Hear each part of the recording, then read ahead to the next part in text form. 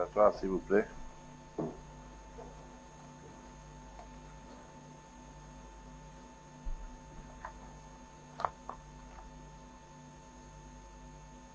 Excellences, Mesdames et Messieurs, honorables invités,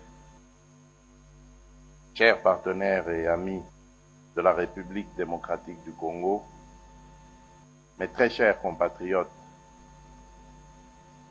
à l'heure où l'Organisation des Nations Unies, notre dispositif pensé et conçu pour le maintien de la paix et de la concorde dans l'humanité, ouvre la 80e session ordinaire de son Assemblée générale, la République démocratique du Congo, mon pays, a souhaité porter dans ce cadre la voix d'un peuple meurtri qui réclame vérité et justice. À l'instar de celui organisé à Genève, l'événement parallèle de ce jour se veut être un espace de parole utile pour éclairer les consciences et mobiliser les bonnes volontés éprises de justice et d'humanité et engager contre tout déni de ces valeurs fondamentales. Il est indéniable que depuis plus de 3 décennies, et ce ne serait jamais trop de le rappeler à chaque occasion, à chaque conscience, nos populations payent un tribut humain insoutenable. Familles décimées, villages rayés de la carte, communautés déportées ou forcées à la disparition en raison de leur identité pour permettre l'implantation de populations étrangères qui héritent illégalement de leurs terres, autorités traditionnelles réduites au silence absolu et remplacées par des lignées étrangères entraînant une désarticulation identitaire, femmes et enfants brisés. Ces crimes planifiés et systématiques dans leur modus operandi relèvent pour certains actes de la logique et de l'intention génocidaire. Trop souvent, ces tragédies ont été minimisées, relativisées, parfois niées. Nous sommes ici pour briser ce silence, lever le voile et appeler solennellement à la reconnaissance internationale des génocides perpétrés sur le territoire congolais, condition d'une justice qui répare et d'une paix qui dure. Notre plaidoyer se fonde sur des assises juridiques incontestables et sur un corpus de rapports concordants, nationaux et internationaux, qui documentent l'ampleur, la systématicité et l'intention criminelle de ces atrocités. Il ne s'agit pas d'émotion, mais de droit. Pas d'accusation gratuite, mais d'établissement rigoureux des faits. Le débat que nous proposons s'organise autour de 3 axes très concrets. Le premier, c'est cartographier les faits. République démocratique du Congo au cours des 30 dernières années. Le second s'agit d'établir l'existence de génocides perpétrés sur notre sol à l'aune des critères reconnus par le droit international. Et le troisième, c'est de mettre en place une architecture de justice transitionnelle adaptée à nos réalités, garantissant vérité, poursuite et réparation. Pourquoi maintenant? Parce que notre génération a la responsabilité de rompre le cycle déni, impunité, récidive. Parce que la prévention exige d'abord la nomination des crimes et la reconnaissance des victimes. Parce que la stabilité de toute une région dépend de la capacité à dire le vrai, à juger le criminel, à réparer l'irréparable et à garantir la non-répétition. À cet égard, nous réaffirmons notre ancrage dans la Convention pour la prévention et la répression du crime de génocide du 9 décembre 1948 et dans l'ensemble des instruments pertinents du droit international. Notre démarche est conforme à ces principes. Elle vise la vérité, elle exige la justice et elle appelle à la réparation. Mesdames et messieurs, notre appel s'adresse à chacun des acteurs ici présents. Aux États, appuyer l'établissement d'un mécanisme international robuste de vérité et de qualification juridique des crimes, assorti de capacités d'enquête, de préservation des preuves et de coopération judiciaire. Aux organes des Nations Unies et aux organisations régionales, conjuguez vos efforts pour garantir la protection des civils aujourd'hui, la justice pour les victimes hier et des garanties crédibles de non-répétition demain. Aux institutions de justice, nationales, régionales, internationales, faites prévaloir la compétence et la complémentarité afin que nulle zone grise.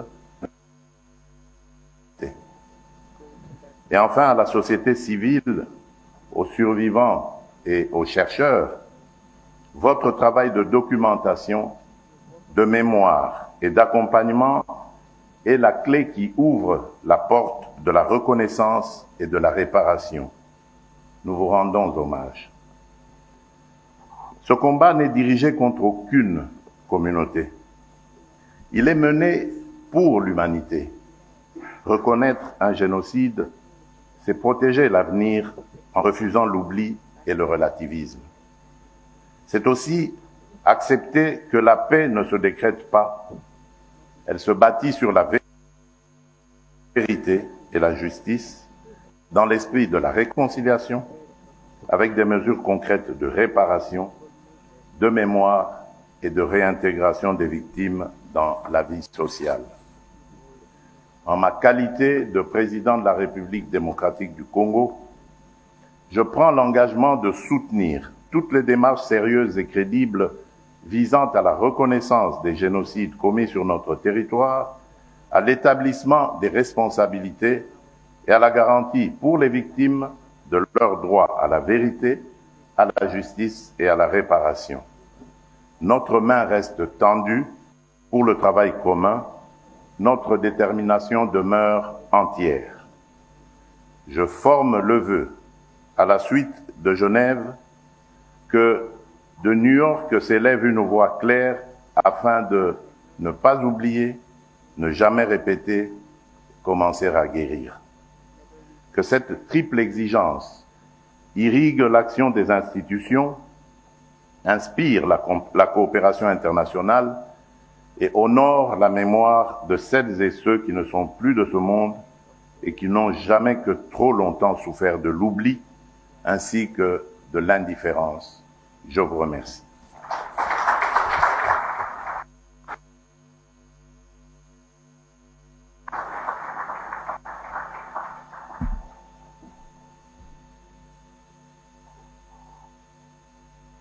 Chef de l'État, nous allons continuer avec la suite du programme que vous avez.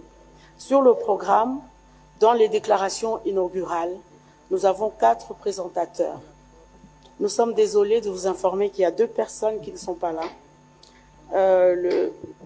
Il y a le professeur, monsieur Chaloka et Eric Adams, qui est le maire de New York.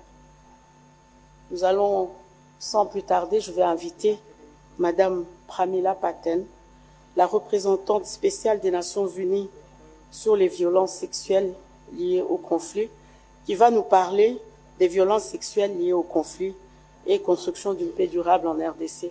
Madame, nous allons continuer avec la suite du programme que vous avez. Sur le programme, dans les déclarations inaugurales, nous avons 4 présentateurs. Nous sommes désolés de vous informer qu'il y a 2 personnes qui ne sont pas là. Il y a le professeur, monsieur Chaloka et Eric Adams, qui est le maire de New York. Nous allons, sans plus tarder, je vais inviter Madame Pramila Patten, la représentante spéciale des Nations Unies sur les violences sexuelles liées au conflit, qui va nous parler des violences sexuelles liées au conflit et construction d'une paix durable en RDC. Madame.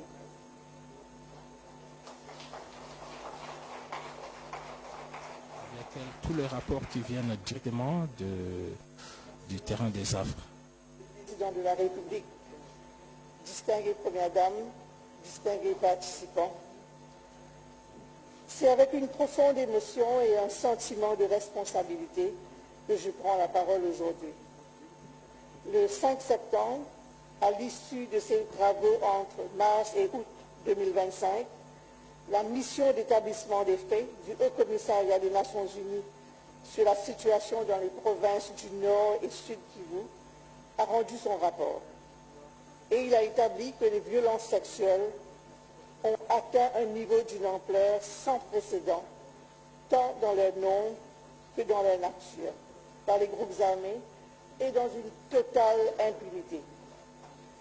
Les violences sexuelles ont eu lieu principalement sous forme de viols collectifs. Les cas impliquant des enfants ont triplé en un mois. Même si l'accès à Goma lui a été refusé par le commandement du M23, ce qui l'a empêché de visiter les zones contrôlées par ce groupe, la mission a vérifié plusieurs cas de violences sexuelles perpétrés par le M23. Des victimes violées ou violées collectivement chez elles avec leur mère, fille ou sœur. Des filles enlevées et détenues, parfois pendant des semaines, dans des résidences et des hôtels occupés par des membres du M23, où elles ont été soumises à des viols et autres abus de manière répétée. Des viols collectifs des femmes, des hommes, dans des résidences privées et centres de détention improvisés du M23, ou encore des viols correctifs. Ces actes ont été répétés sur de longues périodes, souvent accompagnés d'autres actes de torture et mauvais traitements physiques et psychologiques, avec l'intention manifeste de dégrader, de punir et de briser la dignité des victimes. Le dernier rapport annuel du secrétaire général pour la période janvier à décembre 2024 et préparé par mon bureau a aussi confirmé que les groupes armés ont utilisé la violence sexuelle comme tactique pour affirmer leur contrôle sur le territoire et les ressources naturelles. Lors d'une récente visite à Kinshasa pour appuyer les initiatives nationales en matière du droit à la réparation, les prestataires de services de santé m'ont rapporté avoir traité 26 000 cas de violences sexuelles au nord et sud Kivu de janvier à juin 2025. Excellences, Mesdames et Messieurs, témoignent une action urgente et déterminée. Avec tout ce cycle infernal de violence, il importe de poser quelques questions. Que pouvons-nous dire à ces multiples survivantes qui se voient refuser l'accès aux cliniques en raison de manque de soins de base et de rupture totale de PEPKIT? Alors que les besoins augmentent, le financement de l'aide vitale est réduit, ce qui met le secteur humanitaire en rude épreuve. Pouvons-nous rester insensibles, sachant que depuis le premier trimestre de cette année, un enfant est violé chaque demi-heure? On se demande pourquoi une telle indifférence. Comment pouvons-nous accepter que les femmes et les filles, souvent déplacées et plusieurs fois, aient à se prostituer pour survivre en vue de l'insécurité alimentaire aiguë? Peut-on oublier ou ignorer cette nuit d'horreur du 27 janvier 2025, où lors de l'attaque de la ville de Goma par les M23, 160 femmes ont été violées par les prisonniers hommes, puis laissées en proie aux flammes, brûlées vives dans leurs cellules de la prison de Muzenze en toute impunité. On parle de survivantes, mais on oublie que nombreuses sont celles qui ne survivent pas. Des cas de femmes tuées après un viol avec une cruauté incompréhensible ont aussi été recensés. Je voudrais saluer le gouvernement qui, face à tous ces défis, continue d'amplifier ses efforts et a récemment actualisé les plans d'action nationaux des FARDC et de la PNC sur la lutte contre les violences sexuelles. Ces efforts viennent s'ajouter au travail important de la justice militaire et les initiatives nationales de réparation de survivantes des violences sexuelles. Hélas, les cycles des violences à répétition fragilisent ces efforts, sinon les réduisent à néant. Excellence, la manière dont nous affrontons cette crise est le véritable test de notre détermination. Nous ne pouvons pas nous contenter de prononcer des paroles de condamnation, alors que les survivantes manquent de soutien pour continuer leur vie. Des milliers sont privés d'accès aux soins médicaux, aux soins psychosociaux, au logement et aux recours juridiques. Elles paient le prix de l'impunité. Elles méritent plus que des promesses. Elles méritent protection, assistance, justice et réparation et un avenir sans peur. Pour qu'elles puissent avoir la paix et la tranquillité d'esprit, des services rapides et adaptés doivent les atteindre rapidement et à grande échelle. Il est urgent d'accélérer le paiement des réparations aux survivants et de les associer à ce processus. La justice transitionnelle doit aussi se développer en complémentarité avec la justice pénale, dont les mérites sont indéniables, et doit inclure des mécanismes de recherche de la vérité, de préservation de la mémoire, ainsi que de prévention et de la répétition de tous les crimes, y compris les violences sexuelles liées au conflit. Mon bureau, à travers l'équipe d'experts, demeure pleinement engagé à poursuivre son travail aux côtés des autorités judiciaires et des acteurs de la chaîne pénale. Mesdames et messieurs, la route vers une paix durable en RDC passe inévitablement par l'éradication des violences sexuelles liées au conflit. Nous devons agir ensemble avec détermination et passion et compassion pour réparer les tissus déchirés par la guerre et construire un avenir où chaque Congolaise et chaque Congolais peut vivre en paix et en dignité. J'appelle au respect sans faille des efforts régionaux et internationaux de paix, y compris ceux entrepris à Washington et à Doha. L'appui de la communauté internationale, y compris l'appel urgent et répété de protéger les civils, notamment contre les violences sexuelles, tel que rappelé dans les mandats successifs de la MONUSCO, doit être maintenu. Nous devons faire taire les armes et amplifier la voix des femmes. Nous le devons non seulement aux générations futures, mais aussi aux survivantes d'aujourd'hui. Les cicatrices et les traumatismes laissés par les violences sexuelles laissent une ombre profonde. Nous devons persévérer pour apporter à toutes les personnes touchées la lumière de la guérison et de l'espoir. L'urgence d'action est maintenant à notre portée, à tous. Que le corps des victimes cesse d'être un champ de bataille pour devenir un siège de paix, garantissant l'avenir à une génération qui aura retrouvé sa dignité. Je vous remercie pour votre engagement dans cette noble cause. Merci.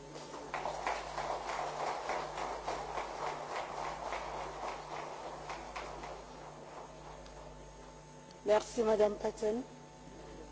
Je vais maintenant inviter Madame Aida Sawyer, directrice de la division crise, conflit et art à Human Rights Watch, qui va nous parler de la prévention du génocide en RDC, vu des acteurs associatifs, un appel des victimes à la vérité, à la justice et à la responsabilité. Je vais également appeler le technicien parce que je crois qu'il doit remonter le micro. Oui, s'il vous plaît, madame.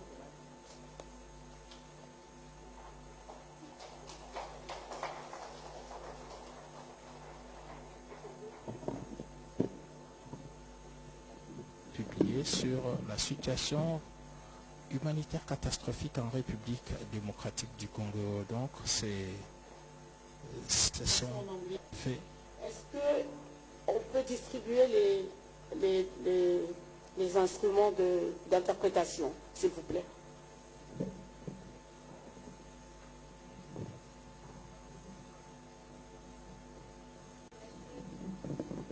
Merci Madame Kabamba et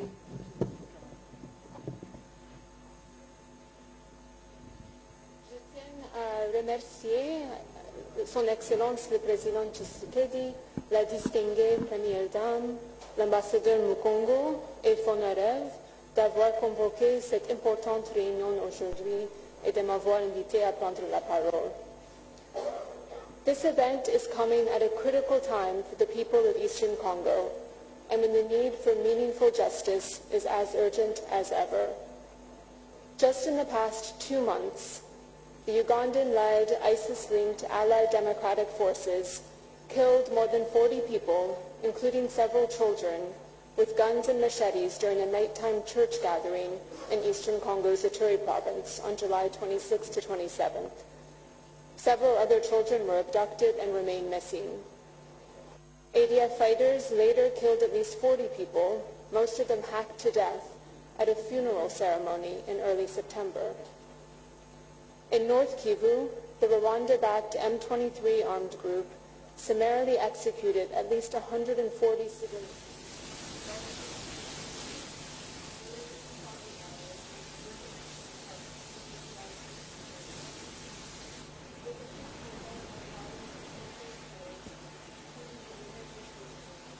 Thrown into the Ruchuru River.